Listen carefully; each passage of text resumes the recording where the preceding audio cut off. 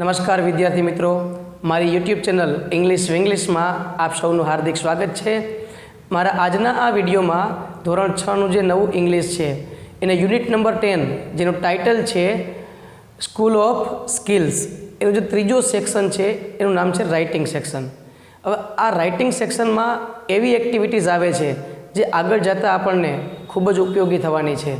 તો આપણે પહેલાં જોઈએ કે એક્ટિવિટી 1માં શું આપેલ છે, તો કે સ્ટડી ધ ન્યૂઝ આર્ટિકલ। અહીંયા આપણી સામે એક ન્યૂઝનો આર્ટિકલ આપેલો છે, એક લેખ આપેલ છે। આ લેખનું શું કરવાનું એ પછી જોઈએ, પહેલાં આપણે એનો સ્ટડી કરીએ। શું કહે છે કે ફ્લડ ડિસ્ટ્રોયસ વિલેજ। ફ્લડ એટલે શું, તો કે પૂરને કારણે ગામ છે એનો નાશ થયો છે, ડિસ્ટ્રોય થયો છે। પીપલ નીડ અર્જન્ટ હેલ્પ, એટલે ગામના લોકોને તાત્કાલિક મદદની જરૂર છે। તો ઓગસ્ટ 27, 2024 ગામ છે ભક્તિનગર। હવે આ લેખ શું કહેવા માગે છે આપણે વાંચીએ કે યસ્ટરડે એટલે કે ગઈકાલે there was a heavy flood આવ્યું હતું। ફ્લડ એટલે કે પૂર ઇન ભક્તિનગર, કઈ જગ્યાએ? ભક્તિનગરમાં પૂર આવેલું। Many people had to leave their homes, ઘણા બધા લોકોને તેના ઘર છોડી અને જતું રહેવું પડ્યું। જો નીચાણવાળો વિસ્તાર હોય તો ફ્લડને કારણે એમાં પાણી ભરાતું હોય છે, તો એ લોકોને પોતાના ઘર વખરી લઈ અને બીજે જવું પડે છે।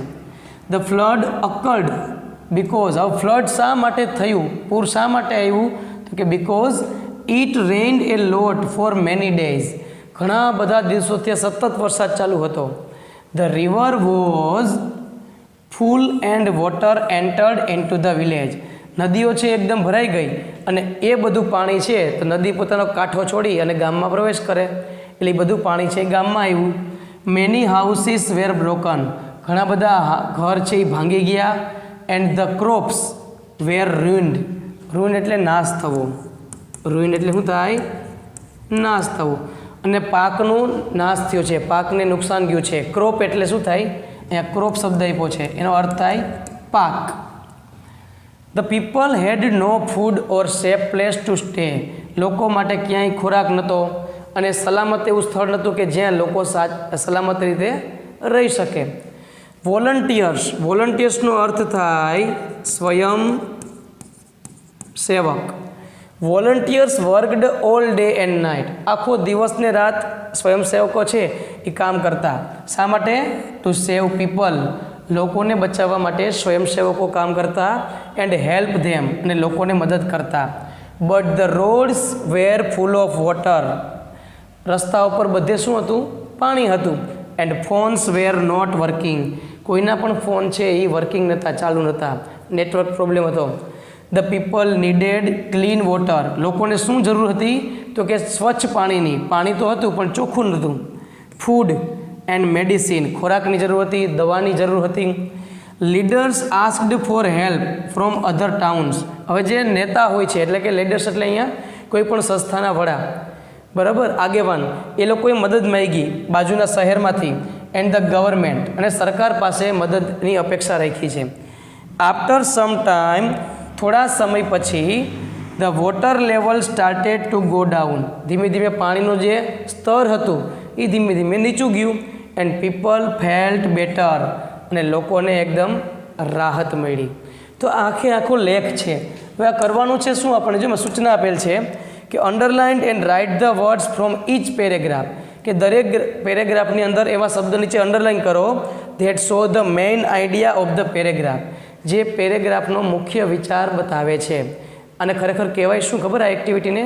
Summary writing. સમરી રાઇટિંગમાં કરવાનું શું હોય છે, જે આગળ જતાં તમારે 9મા 10મામાં આવવાનું છે આ બધું। સમરી રાઇટિંગ એટલે એવું રાઇટિંગ, એવો લેખ કે જે આખા લેખનો ટૂંકસાર હોય, જેને આપણે 3 થી 4 લીટીમાં કહી દઈએ, આખો લેખ વાંચો કે 4-5 લીટી વાંચો, તમને આઈડિયો આવી જાય। તો આપણે એમાં શબ્દ અમુક જોઈએ કે ક્યાં હતા, તો સમરી રાઇટિંગમાં અમુક શબ્દ જે અગત્ય છે હેવી ફ્લડ, બરાબર। હવે બીજા શબ્દ કયા છે, તો કે ફ્લડ અકર્ડ, કેવી રીતે થયું, તો કે it rained a lot of for many days. પછી બીજા શબ્દ જોઈ શકીએ આપણે, બરાબર, houses were broken, crops were ruined, આ બધા શબ્દ એવા છે જે આખા પેરેગ્રાફને બતાવે છે। આ બધા શબ્દ એવા છે, volunteers work day and night, બરાબર છે। The needed clean water, food and medicine.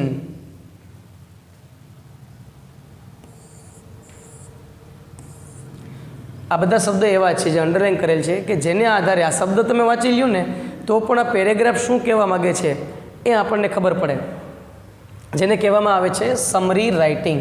ચલો નેક્સ્ટ એક્ટિવિટી તરફ આપણે આગળ વધીએ. પછી આપણને પ્રશ્ન કરે છે કે what would you like to become.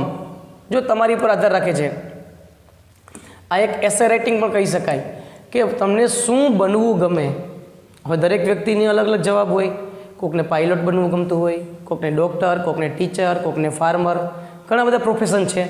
તો સ્ટાર્ટિંગ કેમ છે કે I would like to become ખાલી જગ્યા. ચલો હું ટીચર છું, મને તો ટીચર ખૂબ જ ગમે છે, એટલે I would like to become a teacher. તમને જો ફાર્મર બનવું ગમતું હોય તમે લખી શકો. પોલિટિશિયન ગમતું હોય એટલે કે રાજકારણી બની શકો. બરાબર. પ્રશ્ન પેલો પૂછ્યો છે why do you want to become it. હવે તમે શિક્ષક શા માટે બનવા માગો છો? મેં શિક્ષક પસંદ કર્યું, બરાબર. તો તમે શિક્ષક શા માટે બનવા પસંદ કરો છો? તો કે I want to teach many students who are poor. ખૂબ ગરીબ બાળકો છે તો હું એને ભણાવવા માગું છું એટલે બનું છું. What will you do then. પછી તમે શું કરશો? તો કે I will teach all the students with great enthusiasm. ખૂબ ઉત્સાહપૂર્વક હું દરેક વિદ્યાર્થીઓને ભણાવીશ. બરાબર. તો આપણે આ રીતે જવાબ લખી શકાય.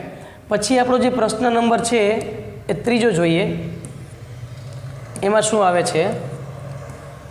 How will you be useful to your village અથવા સિટી. કે તમે તમારા જે વિલેજ કે સિટી છે એને તમે કઈ રીતે ઉપયોગી બનશો. તો વિલેજ આપણે મોટે ભાગે આપણે નોકરી ગામડામાં કરતા હોય છે, તો આ લખી શકાય કે I will teach village children and give guidance to the villager. કોઈ વિલેજર્સ હોય એને કોઈ માર્ગદર્શનની જરૂર હોય તો માર્ગદર્શન આપીશ. આ રીતે આપણે આપણા ગામને મદદ કરી શકીએ. How will you take care of your family. તમે તમારા કુટુંબની કાળજી કઈ રીતે રાખશો? તો આપણે લખી શકીએ કે I will help my family by giving guidance in different field. અલગ અલગ ક્ષેત્રમાં હું માર્ગદર્શન આપીશ કુટુંબને. Will you come back to visit your old school and friends. તો કે યસ, જૂની સ્કૂલમાં આપણને જવું ગમે.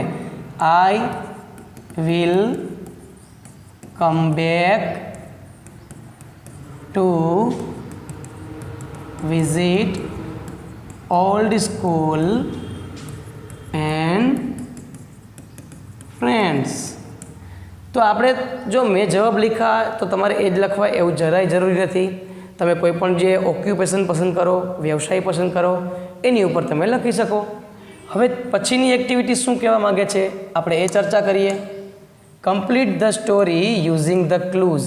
તો અહીંયા આપણને જો અમુક ક્લૂઝ આપેલા છે દેખાય મિસ્ટર શેકચલીના, એને આધારે વાર્તા આટલી લખી છે. આપણે એ સ્ટોરીને આગળ વધારવાની છે. તો શું કહેવા માગે જુઓ. પેલા મુદ્દા જોઈએ તો કે mister Shekhchilli going on a road. એક રોડ ઉપર જાય છે. Found a tyre. હવે એને એક ટાયર જોવા મળે છે. Started daydreaming. Daydream એટલે શું ખબર? જેને દીવા સ્વપ્ન કહેવાય. જે જાગતી આંખે સપના જોવે ને એને ડે ડ્રીમિંગ કહેવાય. Thinks of making a bicycle. પછી સપનામાં વિચારે છે કે હું એક સાયકલ બનાવીશ. Will sell the bicycle. હું સાયકલને વેચીશ. Will earn money. મને પૈસા મળશે. Will open a cycle store, એ પૈસાથી હું સાયકલ સ્ટોર ખોલીશ. Will earn a lot of money, એમાંથી હું પુષ્કળ પૈસા કમાઈશ. Will open a bike showroom, બાઇકનો શોરૂમ બનાવીશ એમાંથી. વિલ સેલ બાઇક્સ, એમાંથી bike વેચીશ. Will become a millionaire, હું લાખોપતિ બની જઈશ. વિલ અર્ન મોર, વધારે કમાઈશ. Will start a car company, એક કારની કંપની ચાલુ કરીશ. વિલ બીકમ એ બિલિયોનર, અને પછી હું શું બનીશ એમાંથી? બિલિયોનર એટલે હું ખબર? કરોડપતિ. વિલ સ્ટાર્ટ એ એરલાઇન, પછી હું એરલાઇન શરૂ કરીશ. Will become the richest man, હું સૌથી પૈસાદાર વ્યક્તિ બનીશ. વોકઅપ, અને પછી નીંદર ઉડે છે. વોઝ એ ડ્રીમ, અને પછી ખ્યાલ આવે છે કે ભાઈ છે એ સપના જોતા હતા. તો અહીંયા આપણને સ્ટોરી આપેલી છે, જુઓ એની અંદર આપણે સ્ટોરી આગળ વધારશું. Hello friends, I am mister Shekhchilli, કે હું મિસ્ટર શેખચલી છું. યસ્ટરડે, ગઈકાલે, I found a tyre on the road, મને રોડ ઉપર એક ટાયર મળ્યું. આઈ થોટ, મેં વિચાર્યું, this tyre will make me a very rich person, કે આ ટાયર મને ખૂબ જ પૈસાદાર વ્યક્તિ બનાવશે. ડુ યુ નો હાઉ, શું તમે જાણો છો કઈ રીતે? First of all I will make a bicycle, પહેલાં તો એ કે હું બાઇસિકલ બનાવીશ. Then I will sell the bicycle, પછી હું સાયકલને વેચીશ. એન્ડ અર્ન મની, હું પૈસા કમાઈશ. I will open a cycle store, જે પૈસા કમાઈશ એમાંથી હું સાયકલ સ્ટોર ઓપન કરીશ. With the help of the money, પૈસાની મદદથી. My store will be popular, પછી એ સાયકલ સ્ટોર છે એ પોપ્યુલર બની જશે. આઈ વિલ સેલ મેની સાયકલ્સ, એમાં કેટલી બધી સાયકલ હું વેચી નાખીશ. એન્ડ અર્ન મોર મની, વધારે પૈસા કમાઈશ. Then I will open a bike showroom, પછી હું બાઇકનો શોરૂમ ખોલીશ. And I will sell bikes, પછી હું બાઇકને સેલ કરીશ. Thus I will earn a lot of money and I will become a millionaire, હવે મિલિયોનર બની ગયા, ત્યાં સુધીનું આવી ગયું. પછી આઈ વિલ અર્ન મોર, તો આપણે લખી શકીએ આઈ વિલ અર્ન મોર મની, હું વધારે પૈસા કમાઈશ.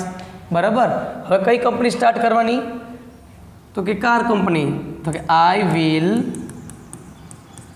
સ્ટાર્ટ એ કાર કંપની, હું કારની કંપની સ્ટાર્ટ કરીશ. પછી વિલ બીકમ એ બિલિયોનર, આપણે કહેવાય કે આઈ વિલ અર્ન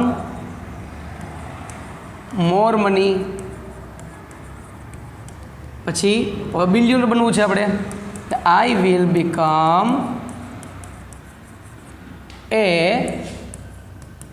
બિલિયોનર.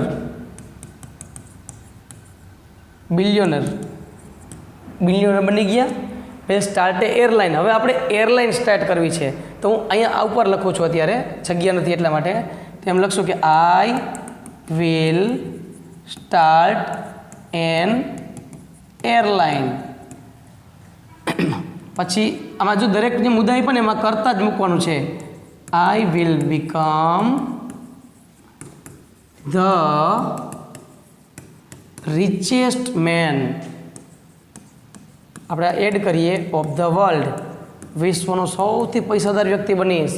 બરાબર, હવે આપણે એની નીંદર તોડવાની છે, તો લખીએ એમાં આપણે સડનલી અ બેલ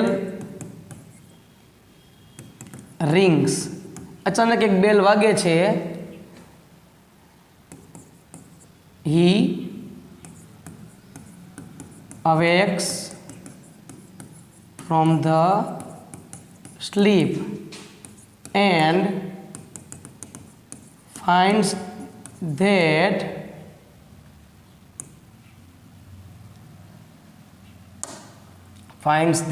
શું જોવે છે?